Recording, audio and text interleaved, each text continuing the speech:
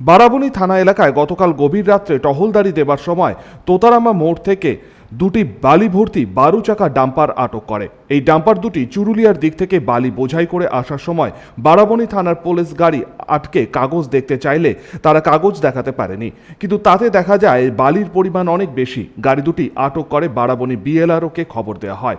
বালির পরিমাণ মেপে দেখা হলে তাতে ব্যাপক পরিমাণে গড়মিল দেখা দেয়। বারাবণী বিএলআরও ওভারলোডিংয়ের জন্য দুটি গাড়িকে 50,000 টাকা করে জরিমানা ধার্য করে। আজ বিএলআরও কার্যালয়ে জরিমানা জমা পড়লে গাড়ি দুটি ফের ছেড়ে দেওয়া হয়।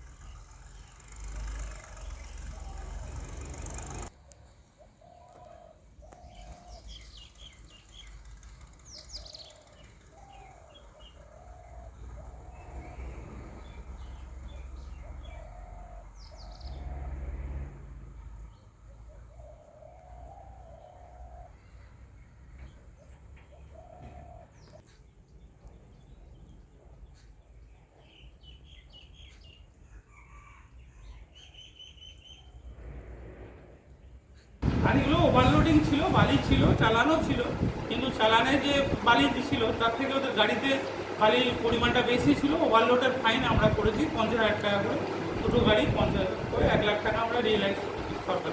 ওরা কি ফাইন জমা করেছে? হ্যাঁ, ওরা ফাইন জমা করেছে, তাদের চালানগুলো কপি আমরা আছে, ফাইন জমা করেছে। তো এদের কি চালান ফালান সবই ওকে?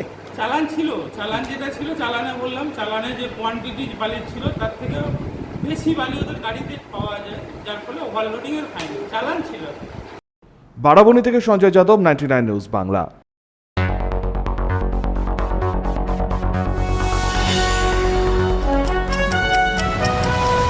আপনারা দেখছেন 99 নিউজ বাংলা। বদলাবো আমরা।